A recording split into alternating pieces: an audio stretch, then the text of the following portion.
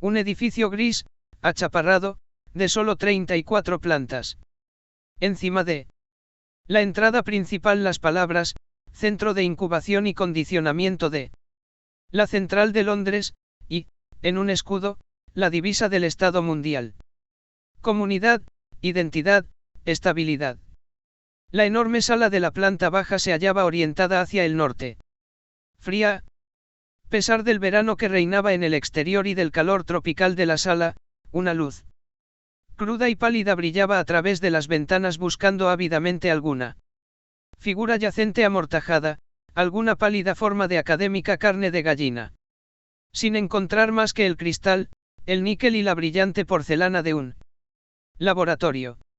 La invernada respondía a la invernada. Las batas de los trabajadores eran blancas, y estos llevaban las manos embutidas en guantes de goma de un color pálido, como de cadáver. La luz era helada, muerta, fantasmal. Solo de los amarillos tambores de los microscopios lograba arrancar cierta calidad de vida, deslizándose a lo largo de los tubos y formando una dilatada procesión de trazos luminosos que seguían la larga perspectiva de las mesas de trabajo.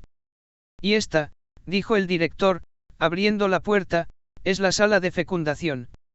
Inclinados sobre sus instrumentos, 300 fecundadores se hallaban entregados a su trabajo, cuando el director de incubación y condicionamiento entró en la sala, sumidos en un absoluto silencio, solo interrumpido por él. Distraído canturreo o silboteo solitario de quien se haya concentrado y abstraído en su labor. Un grupo de estudiantes recién ingresados, muy jóvenes, rubicundos e imberbes, seguía con excitación, casi abyectamente, al director, pisándole los talones. Cada uno de ellos llevaba un bloc de notas en el cual, cada vez que el gran hombre hablaba, garrapateaba desesperadamente. Directamente. De labios de la ciencia personificada. Era un raro privilegio. El DIC de la Central de Londres tenía siempre un gran interés en acompañar personalmente a los nuevos alumnos a visitar los diversos departamentos. Solo para darles una idea general, les explicaba. Porque, desde luego, alguna especie de idea general debían tener si habían de llevar a cabo su tarea inteligentemente, pero no demasiado grande si habían de ser buenos y felices miembros de la sociedad, a ser posible. Porque los detalles, como todos sabemos, conducen a la virtud y la felicidad, en tanto que las generalidades son intelectualmente males necesarios. No son los filósofos, sino los que se dedican a la marquetería y los coleccionistas de sellos los que constituyen la columna vertebral de la sociedad. Mañana, añadió, sonriéndoles con campechanía un tanto amenazadora, empezarán ustedes a trabajar en serio. Y entonces no tendrán tiempo para generalidades. Mientras tanto, era un privilegio. Directamente de los labios de la ciencia. Personificada al bloc de notas. Los muchachos garrapateaban como locos. Alto y más bien delgado, muy erguido, el director se adentró por la sala. Tenía el mentón largo y saliente, y dientes más bien prominentes, apenas cubiertos, cuando no hablaba, por sus labios regordetes, de curvas floreadas. Viejo. Joven. 30. 50. 55. Hubiese sido difícil decirlo. En todo caso la cuestión no llegaba siquiera a plantearse, en aquel año de estabilidad, el 632 después de Ford, a nadie se le hubiese ocurrido preguntarlo. Empezaré por el principio, dijo el director. Y los más celosos estudiantes anotaron la intención del director en sus blocks de notas, empieza por el principio. Esto, siguió el director, con un movimiento de la mano, son las incubadoras. Y abriendo una puerta aislante les enseñó hileras y más hileras de tubos de ensayo numerados. La provisión semanal de óvulos, explicó. Conservados a la temperatura de la sangre, en tanto que los gametos masculinos. Y al decir esto abrió otra puerta, deben ser conservados a 35 grados de temperatura en lugar de 37. La temperatura de la sangre. Esterilizada. Los moruecos envueltos en termógeno no engendran corderillos. Sin dejar de apoyarse en las incubadoras, el director ofreció a los nuevos alumnos, mientras los lápices corrían ilegiblemente por las páginas, una breve descripción del moderno proceso de fecundación. Primero habló, naturalmente, de sus prolegómenos quirúrgicos, la operación voluntariamente sufrida para él. Bien de la sociedad, aparte el hecho de que entraña una prima equivalente al salario de 6 meses, prosiguió con unas notas sobre la técnica de conservación de los ovarios estirpados de forma que se conserven en vida y se desarrollen activamente. Pasó a hacer algunas consideraciones sobre la temperatura, salinidad y viscosidad óptimas, prendidos y maduros, y, acompañando a sus alumnos a las mesas de trabajo, les enseñó en la práctica cómo se retiraba aquel licor de los tubos de ensayo, cómo se vertía, gota a gota, sobre placas de microscopio especialmente caldeadas, cómo los óvulos que contenía eran inspeccionados en busca de posibles anormalidades, contados y trasladados a un recipiente poroso, y para ello los llevó al sitio donde se realizaba la operación.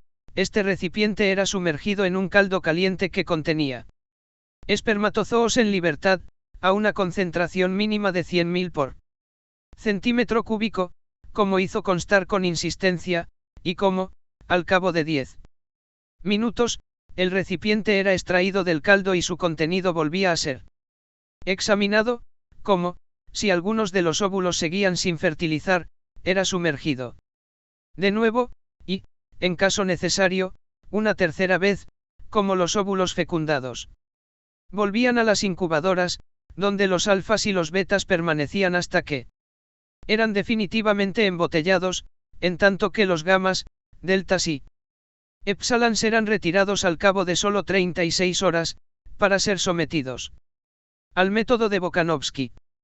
El método de Bokanovsky, repitió el director. Y los estudiantes subrayaron estas palabras. Un óvulo, un embrión, un adulto, la normalidad. Pero un óvulo bokanovskificado prolifera, se subdivide de 8 a 96 brotes, y cada brote llegará a formar un embrión perfectamente constituido y cada embrión se convertirá en un adulto normal. Una producción de 96 seres humanos donde antes solo se conseguía uno. Progreso. En esencia, concluyó el DIC, la bokanovskificación consiste en una serie de paros del desarrollo. Controlamos el crecimiento normal, y, paradójicamente, el óvulo reacciona echando brotes. Reacciona echando brotes. Los lápices corrían. El director señaló a un lado. En una ancha cinta que se movía con gran lentitud, un portatubos enteramente cargado se introducía en una vasta caja de metal, de cuyo extremo emergía otro portatubos igualmente repleto. El mecanismo producía un débil zumbido. El director explicó que los tubos de ensayo tardaban 8 minutos en atravesar aquella cámara metálica. 8 minutos de rayos X era lo máximo que los óvulos podían soportar.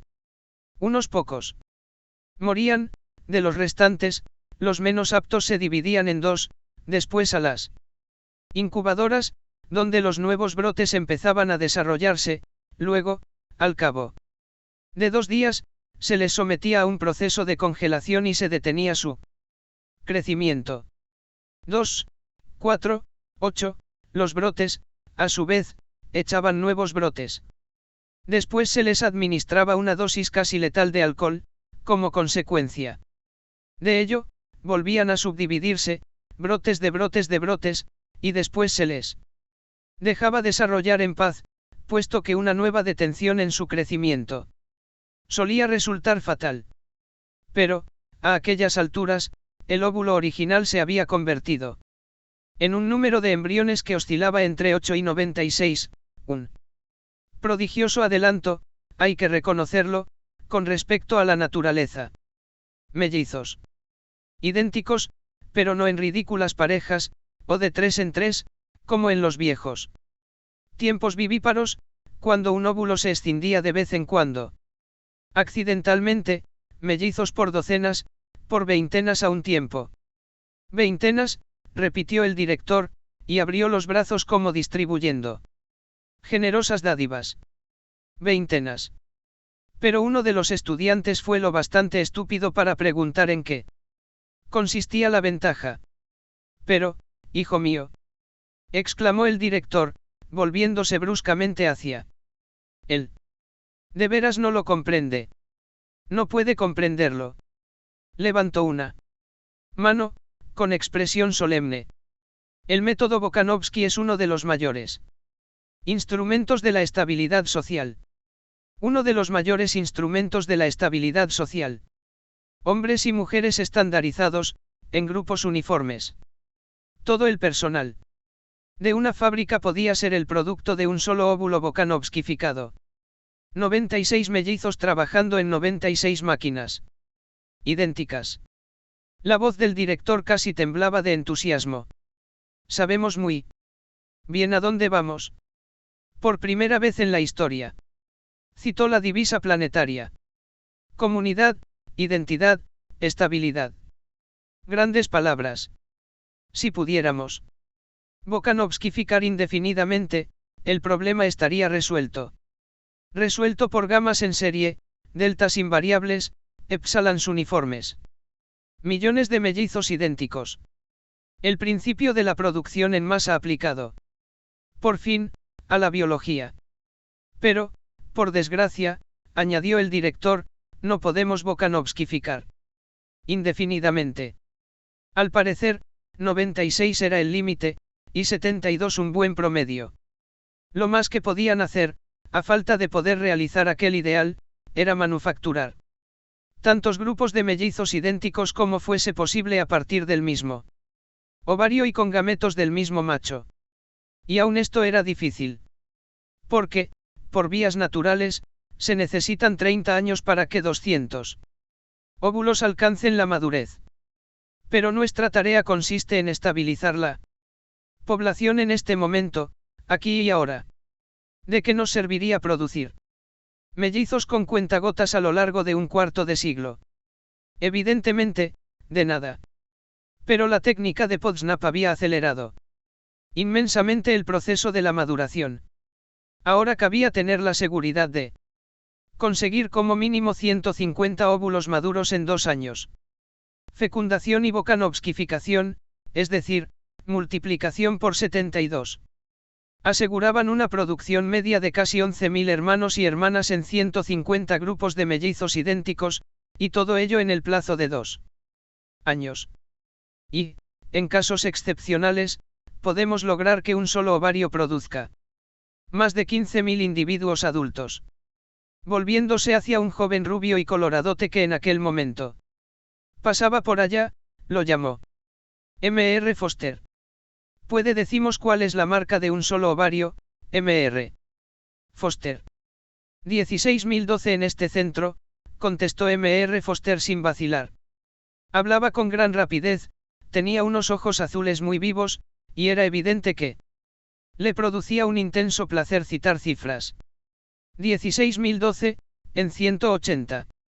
Y 9 grupos de mellizos idénticos. Pero, desde luego, se ha conseguido mucho más, prosiguió atropelladamente, en algunos centros tropicales. Singapur ha producido a menudo más de 16.500, y Mombasa ha alcanzado la marca de los 17.000. Claro que tienen muchas ventajas sobre nosotros. Deberían ustedes ver cómo reacciona un ovario de negra a la pituitaria. Es algo asombroso, cuando uno está acostumbrado a trabajar con material europeo. Sin embargo, agregó, riendo, aunque en sus ojos brillaba el fulgor del combate y avanzaba la barbilla retadoramente, sin embargo, nos proponemos batirles, si podemos. Actualmente estoy trabajando en un maravilloso ovario delta menos. Solo cuenta 18 meses de antigüedad. Ya ha producido 12.700 hijos, decantados o en embrión. Y sigue. Fuerte. Todavía les ganaremos. Este es el espíritu que me gusta. Exclamó el director, y dio unas palmadas en el hombro de M.R. Foster. Venga con nosotros y permita a estos muchachos gozar de los beneficios de sus conocimientos de experto. M.R. Foster sonrió modestamente. Con mucho gusto, dijo. Y siguieron la visita. En la sala de envasado reinaba una animación armoniosa y una actividad ordenada. Trozos de peritoneo de cerda, cortados ya a la medida adecuada, subían disparados en pequeños ascensores, procedentes del almacén de órganos de los sótanos. Un zumbido, después un chasquido, y las puertas del ascensor se abrían de golpe. El forrador de envases solo tenía que alargar la mano, coger el trozo, introducirlo en el frasco, alisarlo, y antes de que el envase debidamente forrado por el interior se hallara fuera de su alcance, transportado por la cinta sin fin, un zumbido, un chasquido, y otro trozo de peritoneo era disparado desde las profundidades, a punto para ser deslizado en el interior de otro frasco, el siguiente de aquella lenta procesión que la cinta transportaba. Después de los forradores había los matriculadores. La procesión avanzaba, uno a uno, los óvulos pasaban de sus tubos de ensayo a unos recipientes más grandes, diestramente, el forro de peritoneo era cortado, la morrula situada en su lugar, vertida la solución salina, y ya el frasco había pasado y les llegaba la vez a los etiquetadores. Herencia, fecha de fertilización. Grupo de Bokanovsky al que pertenecía, todos estos detalles pasaban del tubo de ensayo al frasco. Sin anonimato ya, con sus nombres a través de una abertura de la pared, hacia la sala de predestinación social. 88 metros cúbicos de fichas, dijo M.R. Foster, satisfecho, al entrar. Que contienen toda la información de interés, agregó el director. Puestas al día todas las mañanas, y coordinadas todas las tardes. En las cuales se basan los cálculos. Tantos individuos, de tal y tal calidad, dijo M.R. Foster. Distribuidos en tales y tales cantidades. El óptimo porcentaje de decantación en cualquier momento dado. Permitiendo compensar rápidamente las pérdidas imprevistas. Rápidamente, repitió M.R. Foster. Si supieran ustedes la cantidad de horas extras que tuve que emplear después del último terremoto en el Japón. Rió de buena gana y movió la cabeza. Los predestinadores envían sus datos a los fecundadores, quienes les facilitan los embriones que solicitan. Y los frascos pasan aquí para ser predestinados concretamente. Después de lo cual vuelven a ser enviados al almacén de embriones. ¿A dónde vamos a pasar ahora mismo? Y, abriendo una puerta, M.R. Foster inició la marcha hacia una escalera que descendía al sótano. La temperatura seguía siendo tropical. El grupo penetró en un ambiente iluminado con una luz crepuscular. 2 puertas y un pasadizo con un doble recodo aseguraban al sótano contra toda posible infiltración de la luz. Los embriones son como la película fotográfica, dijo M.R. Foster. Jocosamente, al tiempo que empujaba la segunda puerta. Solo soportan la luz roja. Y, en efecto, la bochornosa oscuridad en medio de la cual los estudiantes le seguían ahora era visible y escarlata como la oscuridad que se divisa con los ojos cerrados en plena tarde veraniega. Los voluminosos estantes laterales, con sus hileras interminables de botellas, brillaban como cuajados de rubíes, y entre los rubíes se movían los espectros rojos de mujeres y hombres con los ojos purpúreos y todos los síntomas del lupus. El zumbido de la maquinaria llenaba débilmente los aires. Deles unas cuantas cifras, M.R. Foster, dijo el director, que estaba cansado de hablar. A M.R. Foster le encantó darles unas cuantas cifras. 220 metros de longitud, 200 de anchura y 10 de altura. Señaló hacia arriba. Como gallinitas bebiendo agua, los estudiantes Levantaron los ojos hacia el elevado techo. 3 grupos de estantes, a nivel del suelo, primera galería y segunda galería. La telaraña metálica de las galerías se perdía a lo lejos, en todas direcciones, en la oscuridad. Cerca de ellas, 3 fantasmas rojos se hallaban. Muy atareados descargando damajuanas de una escalera móvil. La escalera que procedía de la sala de predestinación social. Cada frasco podía ser colocado en uno de los 15 estantes, cada uno de los cuales, aunque a simple vista no se notaba, era un tren que viajaba a razón de 333 milímetros por hora. 267 días. A 8 metros diarios. 2136 metros en total. Una vuelta al sótano a nivel del suelo, otra en la primera galería, media en la segunda, y, la mañana del día 267, luz de día en la sala de decantación. La llamada existencia independiente. Pero en el intervalo, concluyó M.R. Foster, nos las hemos arreglado. Para hacer un montón de cosas con ellos. Ya lo creo, un montón de cosas, este es el espíritu que me gusta, volvió a decir el director. Demos una vueltecita. Cuénteselo usted todo, M.R. Foster. Y M.R. Foster se lo contó todo. Les habló del embrión que se desarrollaba en su lecho de peritoneo. Les dio a probar el rico sucedáneo de la sangre con que se alimentaba. Les explicó por qué había de estimularlo con placentina y tiroxina. Les habló del extracto de corpus luteum. Les enseñó las mangueras por medio de las cuales dicho extracto era inyectado automáticamente cada 12 metros, desde 0 hasta 2040. Habló de las dosis gradualmente crecientes de pituitaria administradas durante los 96 metros últimos del recorrido. Describió la circulación materna artificial instalada en cada frasco, en el metro 112, les enseñó el depósito de sucedáneo de la sangre, la bomba centrífuga que mantenía al líquido en movimiento por toda la placenta y lo hacía pasar a través del pulmón sintético y el filtro de los desperdicios. Se refirió a la molesta tendencia del embrión a la anemia, a las dosis masivas de extracto de estómago de cerdo y de hígado de potro fetal que, en consecuencia, había que administrar. Les enseñó el sencillo mecanismo por medio del cual, durante los 2 últimos metros de cada 8, todos los embriones eran sacudidos simultáneamente para que se acostumbraran al movimiento. Aludió a la gravedad del llamado trauma de la decantación, y enumeró las precauciones que se tomaban para reducir al mínimo, mediante el adecuado entrenamiento del embrión envasado, tan peligroso shock. Les habló de las pruebas de sexo llevadas a cabo en los alrededores del metro 200. Explicó el sistema de etiquetaje, una T para los varones, un círculo para las hembras, y un signo de interrogación negro sobre fondo blanco para los destinados a hermafroditas. Porque, desde luego, dijo M.R. Foster, en la gran mayoría de los casos, la fecundidad no es más que un estorbo. Un solo ovario fértil de cada 1200 bastaría para nuestros propósitos.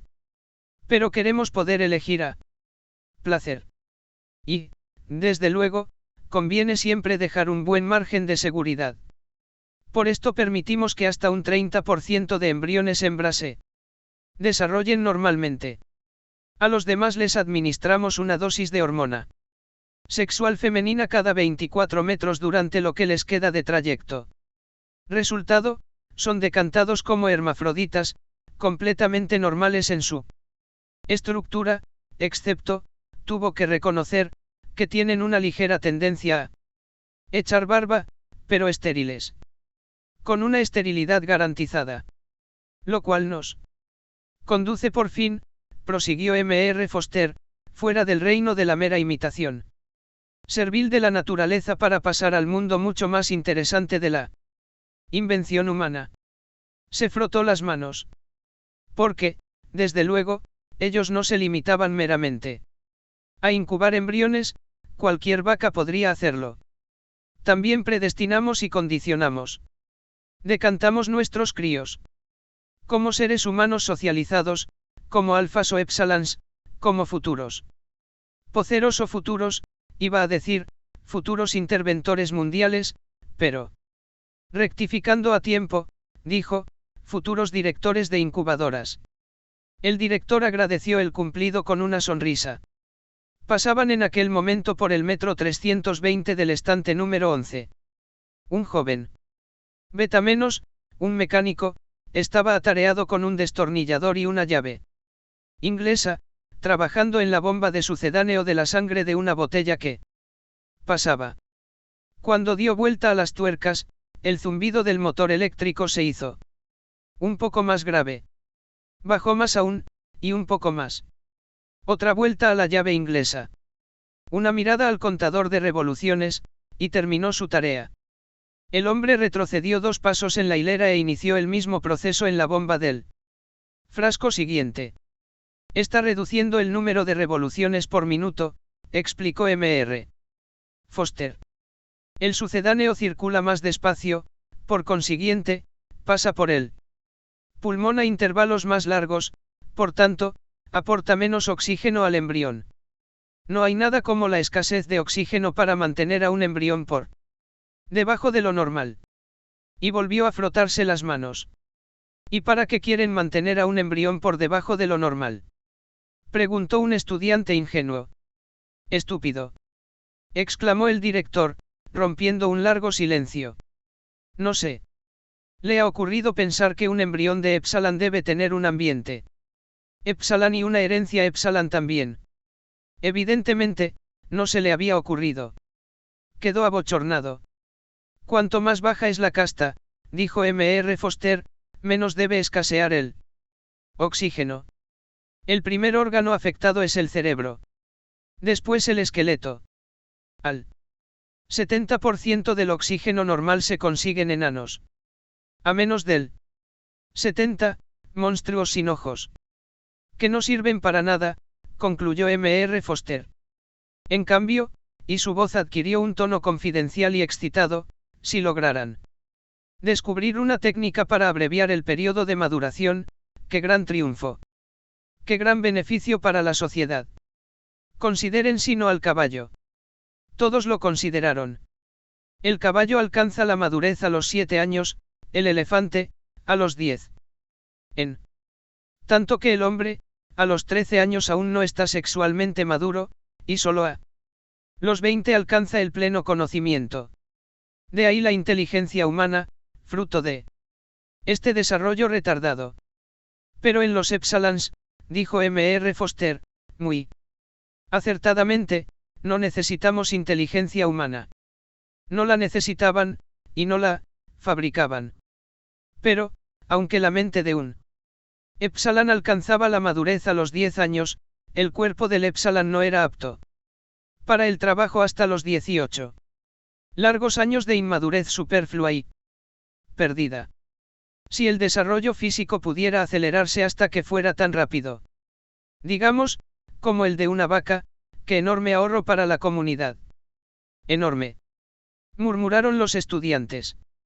El entusiasmo de Mr. Foster era contagioso. Después se puso más técnico, habló de una coordinación endocrina anormal que era la causa de que los hombres crecieran tan lentamente, y sostuvo que esta anormalidad se debía a una mutación germinal. Cabía destruir los efectos de esta mutación germinal. Cabía devolver al individuo épsilon, mediante una técnica adecuada, a la normalidad de los perros y de las vacas. Este era el problema. Pilkington, en Mombasa, había producido individuos sexualmente maduros a los 4 años y completamente crecidos a los 6 y medio. Un triunfo científico, pero socialmente inútil. Los hombres y las mujeres de 6 años eran demasiado estúpidos, incluso para realizar el trabajo de un épsilon. Y el método era de los del tipo todo o nada, o no se lograba modificación alguna, o tal modificación era en todos los sentidos. Todavía estaban luchando por encontrar el compromiso ideal entre adultos de 20 años y adultos de 6. Y hasta Entonces sin éxito. Su ronda a través de la luz crepuscular escarlata les había llevado a las proximidades del metro 170 del estante 9. A partir de aquel punto, el estante 9 estaba cerrado, y los frascos realizaban el resto de su viaje en el interior de una especie de túnel, interrumpido de vez en cuando por unas aberturas de 2 o 3 metros de anchura. Condicionamiento con respecto al calor, explicó M.R. Foster. Túneles calientes alternaban con túneles fríos. El frío se aliaba a la incomodidad en la forma de intensos rayos X. En el momento de su decantación, los embriones sentían horror por el frío. Estaban predestinados a emigrar a los trópicos, a ser mineros, tejedores de seda al acetato o metalúrgicos. Más adelante, enseñarían a sus mentes a apoyar el criterio de su cuerpo. Nosotros los condicionamos de modo que tiendan hacia el calor. Concluyó M.R. Foster. Y nuestros colegas de arriba les enseñarán a amarlo. Y intervino el director sentenciosamente, este es el secreto de la felicidad y la virtud, amar lo que uno tiene que hacer. Todo condicionamiento tiende a esto, a lograr que la gente ame su inevitable destino social. En un boquete entre 2 túneles, una enfermera introducía una jeringa larga y fina en el contenido gelatinoso de un frasco que pasaba. Los estudiantes y sus guías permanecieron observándola unos momentos. Muy bien, Lenina, dijo M.R. Foster cuando, al fin, la joven retiró la jeringa y se incorporó. La muchacha se volvió, sobresaltada. A pesar del lapsus y de los ojos de púrpura, se advertía que era excepcionalmente hermosa. Su sonrisa, roja también, voló hacia él, en una hilera de coralinos dientes. Encantadora, encantadora, murmuró el director. Y, dándole 1 o 2 palmaditas, recibió en correspondencia una sonrisa deferente, a él destinada. ¿Qué les da?, preguntó M.R. Foster, procurando adoptar un tono estrictamente profesional. Lo de siempre, el tifus y la enfermedad del sueño. Los trabajadores del trópico empiezan a ser inoculados en el metro 150. Explicó M.R. Foster a los estudiantes. Los embriones todavía tienen agallas. Inmunizamos al pez contra las enfermedades del hombre futuro. Luego, volviéndose a Lenina, añadió, a las 5 menos 10, en el tejado, esta tarde. Como de costumbre. Encantadora, dijo el director una vez más. Y, con otra palmadita, se alejó en pos de los otros. En el estante número 10, hileras de la próxima generación de obreros químicos eran sometidos a un tratamiento para acostumbrarlos a tolerar el plomo, la sosa cáustica, el asfalto, la clorina. El primero de una hornada de 250 mecánicos de cohetes aéreos en embrión pasaba en aquel momento por el metro 1100 del estante 3. Un mecanismo especial mantenía sus envases en constante rotación. Para mejorar su sentido del equilibrio, explicó M.R. Foster. Efectuar reparaciones en el exterior de un cohete en el aire es una tarea complicada. Cuando están de pie, reducimos la circulación hasta casi matarlos, y doblamos el flujo del sucedáneo de la sangre cuando están cabeza abajo.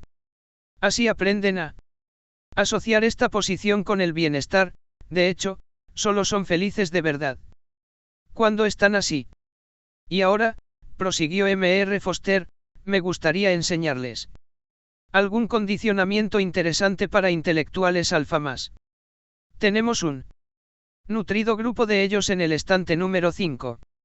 Es el nivel de la primera galería. Gritó a 2 muchachos que habían empezado a bajar a la planta. Están por los alrededores del metro 900, explicó. No se puede efectuar ningún condicionamiento intelectual eficaz hasta que el feto ha perdido la cola. Pero el director había consultado su reloj. Las 3 menos 10, dijo. Me temo que no habrá tiempo para los embriones intelectuales. Debemos subir a las guarderías antes de que los niños despierten de la siesta de la tarde. Mr. Foster pareció decepcionado. Al menos, una mirada a la sala de decantación, imploró. Bueno, está bien. El director sonrió con indulgencia. Pero solo una ojeada.